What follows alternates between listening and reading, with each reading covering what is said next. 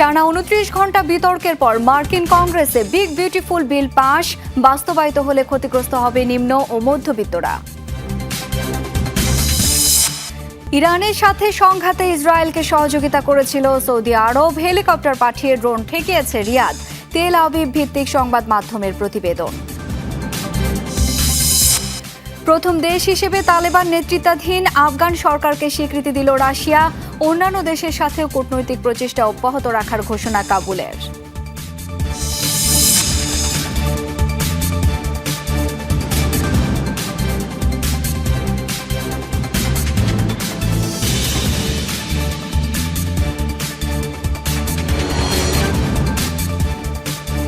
এতক্ষণ শিরোনাম দেখছিলেন, আপনাদের সাথে আছি আমি শাওন দত্ত। টানা 29 ঘন্টা বিতর্কের পর অবশেষে আলোর মুখ দেখল বিগ বিউটিফুল বিল।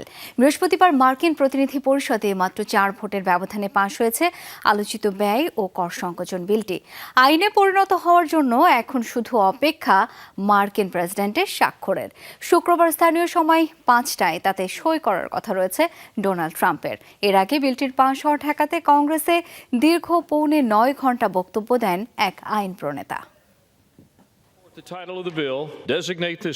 বুধবার মার্কিন প্রতিনিধি পরিষদে দ্বিতীয়বারের মতো উত্থাপন করা হয় আলোচিত সমালোচিত বিগ বিউটিফুল বিল। চূড়ান্ত অনুমোদনের জন্য বিলের পক্ষে বিপক্ষে ভোট দেন আইন প্রণেতারা। এর আগে কংগ্রেসে চলে নানা নাটকীয়তা। দীর্ঘ 29 ঘন্টা ধরে চলে যুক্তি পাল্টা যুক্তি। বিল পাস ঠেকাতে অভিনব পন্থা অবলম্বন করেন ডেমোক্র্যাট নেতা হাকিম জেফরিস। বুধবার ভোররাত 4:53-তে বক্তৃতা শুরু করেন তিনি। একটানা 8 ঘন্টা 46 মিনিট পর দুপুর 1:38-এ থামেন শীর্ষস্থানীয় এই নেতা। তবু আটকানো যায়নি বিলটিকে। প্রতিনিধি পরিষদে 218-214 ভোটের ব্যবধানে পাশ হয় কর ও ব্যয় সংকোচন সংক্রান্ত বিলটি। ডেমোক্র্যাটদের 212 সদস্যের সকলেই অবস্থান নেন বিলটির বিরুদ্ধে। সাথে যুক্ত হন আরও 2 রিপাবলিকান নেতা। দল হিসেবে আমরা যা করতে চেয়েছিলাম তার একটি লক্ষ্য ছিল, আমরা সেই সুযোগ নষ্ট করতে চাইনি। যারা আমার পেছনে দাঁড়িয়ে তাদের উপর বিশ্বাস রেখেছিলাম, প্রত্যেকের উপরই। তাদের উদ্দেশ্য সঠিক, তারা ইতিহাসে সর্বশ্রেষ্ঠ জাতি সেবা করার চেষ্টা করছে। বিলের বিরুদ্ধে অবস্থান নেওয়া আইন প্রণেতাদের দাবি, ধনীদের জন্য উপহারস্বরূপ বানানো হয়েছে এই বিল, যাতে সরকারের অব্যবস্থাপনা ও দুর্নীতি নিদর্শন বিদ্যমান। অবশ্য ডোনাল্ড ট্রাম্পের দাবি তাদের থেকে পুরোটাই উল্টো। এটি এখন পর্যন্ত পাশ হওয়া সবচেয়ে বড় বিল, যা আমরা উদযাপন করছি। এই বিল আমাদের দেশকে একটি রকেট শিপে পরিণত করবে। সত্যি দুর্দান্ত একটা বিষয়। যুক্তরাষ্ট্র প্রতিটি ক্ষেত্রেই ভালো করছে।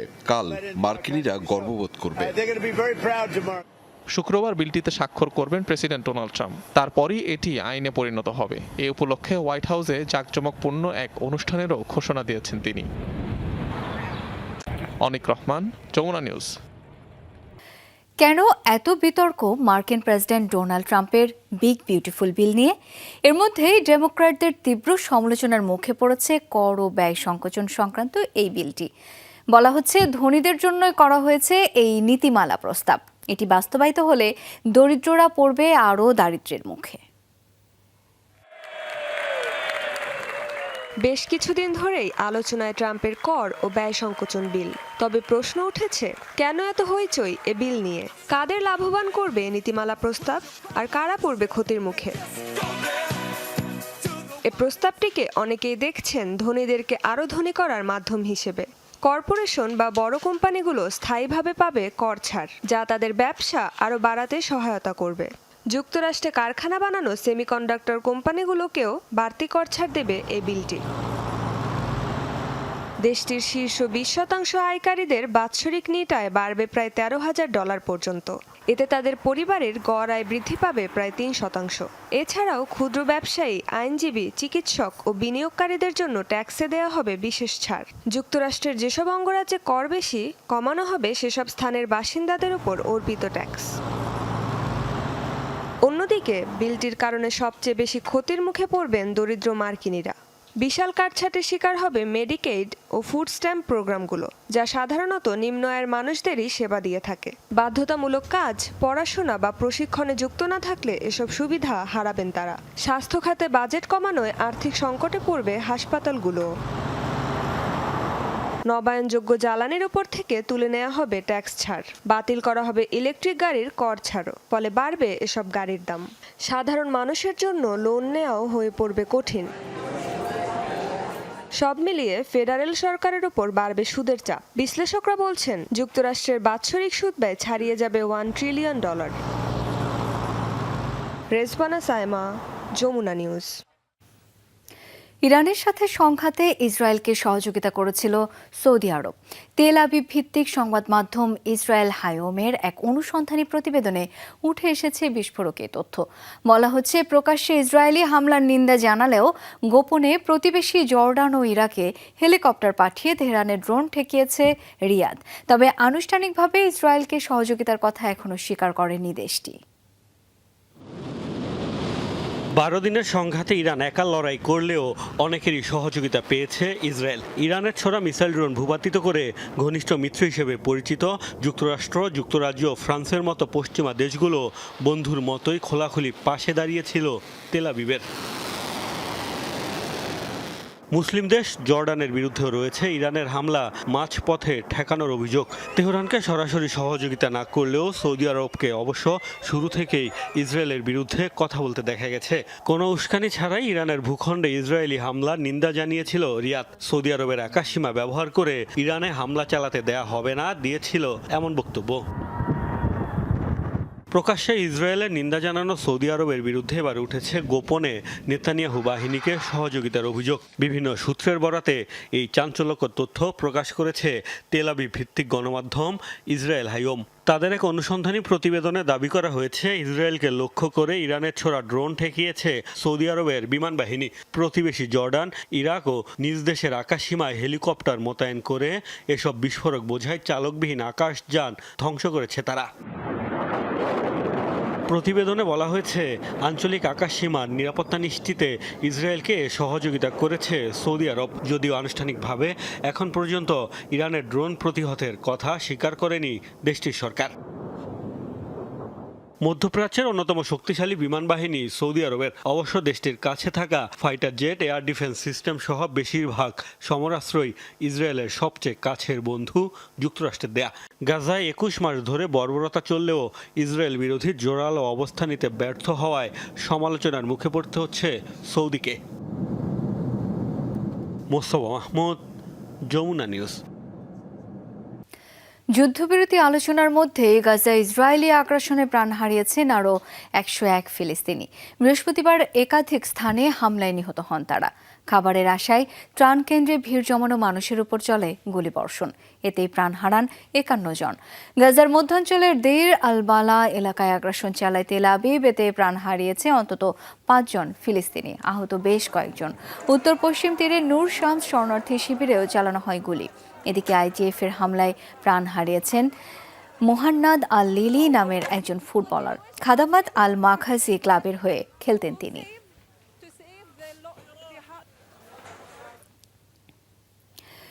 গাজার মানুষের জন্য নিরাপত্তা চান মার্কিন প্রেসিডেন্ট ডোনাল্ড ট্রাম্প। এমন মন্তব্য করেছেন তিনি নিজেই। বৃহস্পতিবার সাংবাদিকদের প্রশ্নের জবাবে একথা বলেন তিনি। আমি চাই গাজার মানুষ নিরাপদে থাকুক। তার চেয়েও গুরুত্বপূর্ণ, আমি তাদের জন্য নিরাপত্তা দেখতে চাই। তারা নরকীয় পরিস্থিতির মধ্য দিয়ে গেছে। ইতালির রাজধানী রোমে এক গ্যাস স্টেশনে ভয়াবহ বিস্ফোরণে কমপক্ষে 21 জন আহত হয়েছে। এর মধ্যে 3 জনের অবস্থা আশঙ্কাজনক। শুক্রবার রোমের উত্তরাঞ্চলে ঘটে এই বিস্ফোরণ। স্টেশনটি পেট্রোল, ডিজেল ও এলপিজি ডিস্ট্রিবিউটর সেন্টার ছিল। বিস্ফোরণের শব্দ এতটাই বিকট ছিল যে এটি রোম জুড়েই শোনা গেছে। দুর্ঘটনার জেরে নিকটবর্তী একটি মেট্রো স্টেশন বন্ধ ঘোষণা করা হয়েছে। দুর্ঘটনাস্থলে উদ্ধার তৎপরতা চালাচ্ছে ফায়ার সার্ভিস। আন্তর্জাতিক স্বীকৃতির বিষয়ে প্রচেষ্টা অব্যাহত থাকবে আফগান সরকারের, এমন মন্তব্য করেছেন তালেবান নেতৃত্বাধীন আফগান সরকারের পররাষ্ট্রমন্ত্রী আমির খান মুত্তাকি। রাশিয়ার কাছ থেকে বিশ্বের প্রথম দেশ হিসেবে আফগানিস্তানের তালেবান সরকার স্বীকৃতি পাওয়ার পর এই মন্তব্য করেন তিনি। মস্কোয় নিযুক্ত আফগানিস্তানের নতুন রাষ্ট্রদূতের পরিচয়পত্র গ্রহণ করে ক্রেমলিন। মস্কোর আফগান দূতাবাসের চিত্র এটি। উঠছে তালেবান নেতৃত্বাধীন আফগান সরকারের পতাকা। বর্তমান সরকারকে রাশিয়ার স্বীকৃতির পর পাল্টানো হয় পতাকা। বৃহস্পতিবার বিশ্বের প্রথম দেশ হিসেবে আফগানিস্তানের তালেবান সরকারকে স্বীকৃতি দেয় রাশিয়া। মস্কো নিযুক্ত আফগানিস্তানের নতুন রাষ্ট্রদূতের পরিচয়পত্র গ্রহণ করে ক্রেমলিন। অন্যদিকে কাবুলে আফগান পররাষ্ট্র মন্ত্রণালয়ে যান রুশ কূটনীতিকরা। সেখানে বৈঠক করেন তালেবান সরকারের পররাষ্ট্রমন্ত্রী আমির খান মুত্তাকির সাথে। আমাদের দূতাবাস রয়েছে এমন দেশগুলিতে আমরা কূটনীতিকদের পাঠিয়েছি। রাশিয়া প্রথম দেশ যারা আমাদের স্বীকৃতি দিয়েছে। এখন যেহেতু আমাদের স্বীকৃতি প্রক্রিয়া শুরু হয়েছে, আমরা আশা করছি তা অব্যাহত থাকবে। আমরা ইতিবাচক পদক্ষেপকে স্বাগত জানাই। গেল এপ্রিলে তালেবানের ওপর থেকে সন্ত্রাসী তকমা তুলে নেয় রুশ সুপ্রিম কোর্ট। ধারণা করা হচ্ছে কৌশলগত ও অর্থনৈতিক কারণের পাশাপাশি আঞ্চলিক প্রভাব বজায় রাখতে কাবুলের সাথে সম্পর্ক স্বাভাবিক করতে চাচ্ছে মস্কো। 2021 সালে আফগানিস্তানের ক্ষমতা আসার পর এখন পর্যন্ত তালেবান সরকারকে বৈধতা দেয়নি কোনো পশ্চিমা দেশ। মীর মুশফিকা হাসান, যমুনা নিউজ। যুক্তরাষ্ট্রের প্রেসিডেন্ট ডোনাল্ড ট্রাম্পের সঙ্গে আবারও ঘণ্টাব্যাপী ফোন আলাপ করলেন রাশিয়ার প্রেসিডেন্ট ভ্লাদিমির পুতিন। বৃহস্পতিবার ইরান, ইসরায়েল ও ইউক্রেন যুদ্ধ সহ আন্তর্জাতিক নানা ইস্যুতে কথা বলেন দুই রাষ্ট্রপ্রধান। কিয়েভের সাথে যুদ্ধের অবসান চায় মস্কো, কিন্তু লক্ষ্য থেকে পিছু হটবে না রাশিয়া। ফোন আলাপে ডোনাল্ড ট্রাম্পকে স্পষ্টভাবে জানিয়ে দেন রুশ প্রেসিডেন্ট। আলোচনা চালিয়ে যাওয়ার প্রতিশ্রুতিও দেন তিনি। পাশাপাশি ইরানের সাথে সংঘাত সহ মধ্যপ্রাচ্যের অন্যান্য সংকট কূটনৈতিকভাবে সমাধানের তাগিদ দিয়েছেন ভ্লাদিমির পুতিন। এর আগেও আন্তর্জাতিক নানা ইস্যুতে একাধিকবার ফোন আলাপ করেন ডোনাল্ড ট্রাম্প এবং ভ্লাদিমির পুতিন।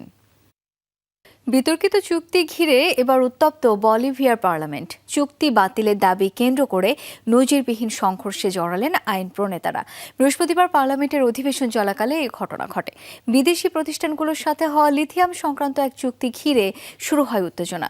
শুরুতে মৌখিক বিবাদে জড়ান আইন প্রণেতারা, এক পর্যায়ে সেটি রূপ নেয় হাতাহাতিতে। শুরু হয় তুমুল হট্টগোল। উপায় না পেয়ে আশপাশের জিনিস ছুটতে শুরু করেন পার্লামেন্টের সদস্যরা। লিথিয়াম উত্তোলন এবং প্রক্রিয়াজাতকরণের লক্ষ্যে রাশিয়ান ও চাইনিজ প্রতিষ্ঠানগুলোর সাথে একটি চুক্তি করে বলিভিয়া সরকার, যেটিকে অবৈধ এবং অসাংবিধানিক আখ্যা দেন বিরোধীরা। দাবি, স্থানীয় সম্প্রদায়ের কোনো কাজে তো আসবেই না, উল্টো পরিবেশের ক্ষতি করবে এই চুক্তি। তিব্বত ইস্যুতে ভারতকে হস্তক্ষেপ না করতে সতর্ক করেছে চীন। শুক্রবার এক সংবাদ সম্মেলনে দেশটির পররাষ্ট্র মন্ত্রণালয়ের মুখপাত্র বলেন, নয়াদিল্লি চীনের অভ্যন্তরীণ ইস্যুতে হস্তক্ষেপ বন্ধ না করলে তা প্রভাব ফেলবে দুদেশের সম্পর্কে। তিব্বতের তথাকথিত নির্বাসিত সরকার একটি বিচ্ছিন্নতাবাদী রাজনৈতিক গোষ্ঠী, যারা তিব্বত নিয়ে গুজব ও মিথ্যাচার ছড়ানোতে ব্যস্ত। তাদের কোনো বিশ্বাসযোগ্যতা নেই। আমরা আশা করি নয়াদিল্লি তিব্বত ইস্যুতে বিচক্ষণতার পরিচয় দিয়ে চীনের অভ্যন্তরীণ বিষয়ে হস্তক্ষেপণ বন্ধ করবে, যাতে এটি চীন ভারত সম্পর্কে প্রভাব ফেলতে না পারে। এখনও ভয়াবহ দাবানলের আগুনে পড়ছে গ্রিসের জনপ্রিয় পর্যটন কেন্দ্র ক্রিট দ্বীপ। আগুন ছড়িয়ে পড়ায় নিরাপদ আশ্রয়ে সরিয়ে নেওয়া হয়েছে 5,000-এর বেশি পর্যটক ও বাসিন্দাকে। নিয়ন্ত্রণে কাজ করছে শতাধিক দমকল কর্মী, হেলিকপ্টার, গাড়ি ও ড্রোন। প্রবল বাতাস, তীব্র গরম ও শুকনো আবহাওয়ার কারণে অবনতি হচ্ছে পরিস্থিতির। এদিকে বৃহস্পতিবার রাজধানী এথেন্সের কাছে রাফিনায় শুরু হয় আরেকটি দাবানল। এতে ঘন ধোঁয়ায় বাধাগ্রস্ত হয় এথেন্স বিমানবন্দরের কার্যক্রম। অন্যদিকে এক সপ্তাহ ধরে দাবানলে পড়ছে তুরস্কের বিভিন্ন এলাকা। পশ্চিমাঞ্চলীয় ইজমির প্রদেশের ওডেমিস ও চেশমে এলাকায় প্রাণ হারিয়েছেন 2 জন। সিরিয়ায় উন্মোচিত হল নতুন জাতীয় প্রতীক। বাশার আল আসাদ সরকারের পতনের প্রেক্ষিতেই আনা হয়েছে এই পরিবর্তন। ভাষণে দেশটির বর্তমান প্রেসিডেন্ট আহমেদ আল শারা জানান, নতুন প্রতীকে উঠে এসেছে ইসলামের ঐতিহ্য আর বীরত্বগাথা। বর্তমানে সিরিয়ার জনগণ মুক্ত ও স্বাধীন, সেই বিষয়টিও তুলে ধরা হয়েছে প্রতীকটিতে। এই উপলক্ষে আয়োজন করা হয় উৎসবের, যাতে যোগ দেন হাজার হাজার মানুষ। একদিকে আতশবাজির ঝলকানি, অন্যদিকে ঐতিহ্যবাহী গান। এভাবে নতুন জাতীয় প্রতীককে বরণ করে নেন সিরিয়ার বাসিন্দারা। নতুন জাতীয় প্রতীক উন্মোচনকে ঘিরে আয়োজন করা হয় উৎসবের। রাজধানী দামেস্কের এই আয়োজনে অংশ নেন হাজার হাজার মানুষ। আগের প্রতীকটি আসাদ ও তার পরিবারের শাসন আর অপরাধের প্রতীক ছিল। নতুন এই প্রতীকটি আমাদের জন্য শুধু গর্ব আর সম্মান নয়, বিজয়ের আনন্দও দেয়। সিরিয়ার নতুন জাতীয় প্রতীকে তুলে ধরা হয়েছে ইসলামের ঐতিহ্য ও বীরত্ব গাথা, আর তাই বেছে নেওয়া হয়েছে সোনালী ঈগল। কারণ ইসলামের ইতিহাসে ঈগল ছিল শক্তি ও বিজয়ের প্রতীক। দিগ্বিজয়ী মুসলিম সেনাপতি খালিদ ইবনে ওয়ালিদ বিস্তীর্ণ ভূমধ্যসাগরীয় অঞ্চল জয়ের সময় ব্যবহার করেছিলেন এই প্রতীক।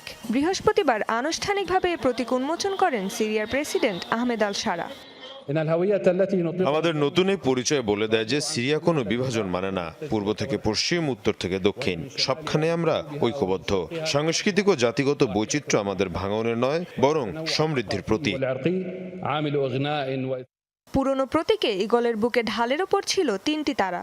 নতুন প্রতীকে এই তারাগুলো পাখিটির মাথার উপর রাখা হয়েছে, যা সিরিয়ার জনগণের মুক্তি ও স্বাধীনতার প্রতীক।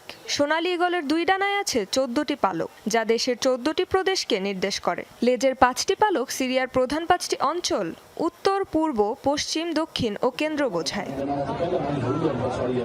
সিরীয় প্রশাসন জানিয়েছে, প্রতীকের নতুন ডিজাইনের সাথে মিল রেখে পরিবর্তন আনা হবে পরিচয়পত্র ও পাসপোর্টেও।